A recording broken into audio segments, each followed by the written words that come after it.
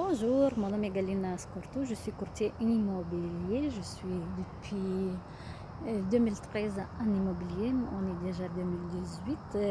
Je travaille avec les acheteurs et aussi les vendeurs et je fais du commercial. Commercial, c'est des immeubles vraiment commerciaux ou des immeubles à 6 logements et plus, donc c'est vraiment un immeuble à revenu. Et ce vidéo, je vais dédier aux acheteurs ou ceux qui veulent acheter une propriété. Je vais dire maison, mais par la maison, ça se comprend condo, duplex, triplex ou autre propriété. Donc, je vais utiliser le mot maison. Ça ne change pas pour condo les règles.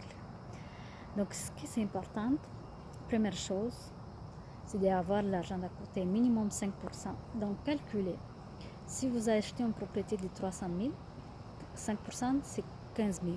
Mais attention, la banque veut avoir un petit peu plus de l'argent que 15 000.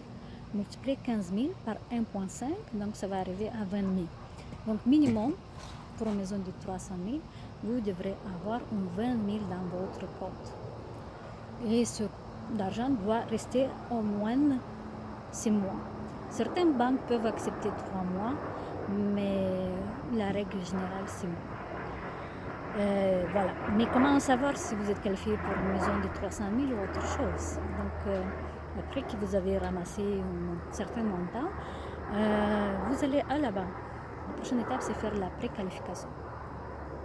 Préqualification, ça veut dire, écoute, j'ai tel historique de crédit, j'ai tel revenu et je veux acheter telle propriété, est-ce que je peux me le permettre? Parce que souvent les gens veulent leur goût, ils aiment des maisons à 400 000, diront 500 000.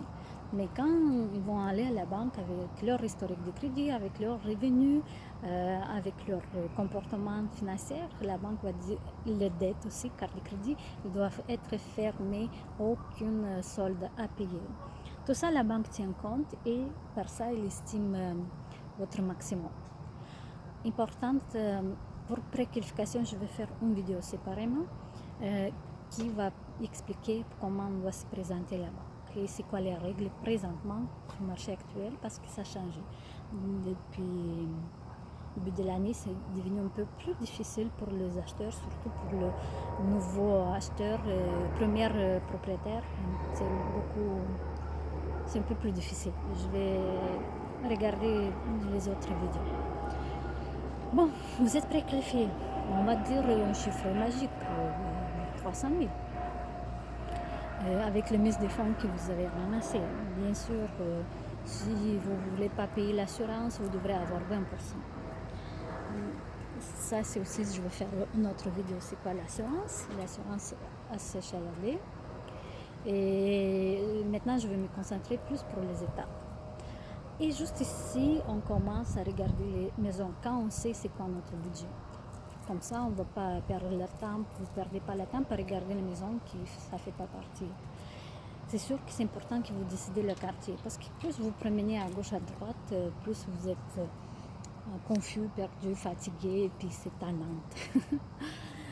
Donc, ciblez le quartier que vous voulez. Et d'ici, le budget, le quartier, vous savez, on commence à faire des visites. On regarde qu'est-ce qui se marché, on visite plusieurs propriétés. Et parmi les propriétés que vous avez visitées, vous trouvez celle qui vous plaît plus. Voilà, il a trouvé.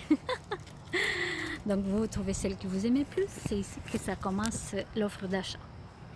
L'offre d'achat doit être conditionnelle. Conditionnel au financement, conditionnel à l'inspection, vérification des documents, des certificats de localisation.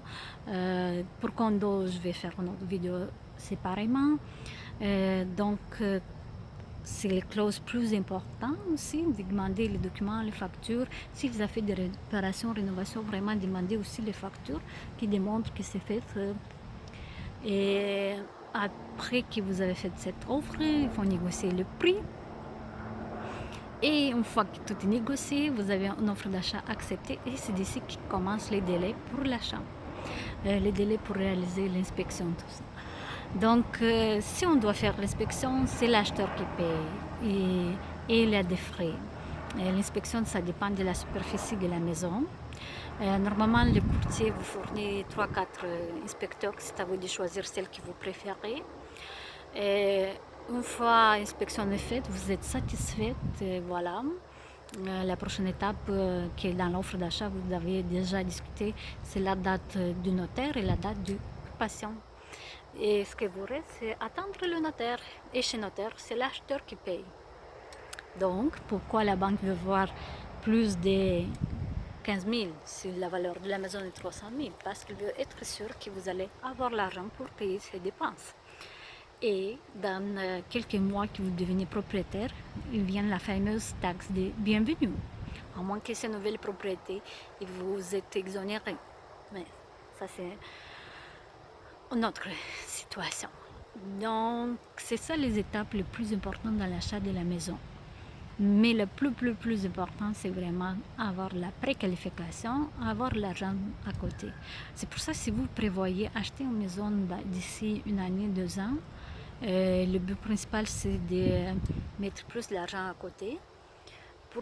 Plus vous avez l'argent, plus la banque vous regarde joyeusement, amicalement, puis prête à vous offrir votre montant de prêt hypothécaire. J'espère que cette vidéo vous a été utile et si vous avez des questions, n'hésitez pas à m'écrire en bas et je vais vous répondre. Merci et bonne soirée, bonne journée, bon matin. Galina Scortu, courtier immobilier. Real estate, real Galina, real life. Bye.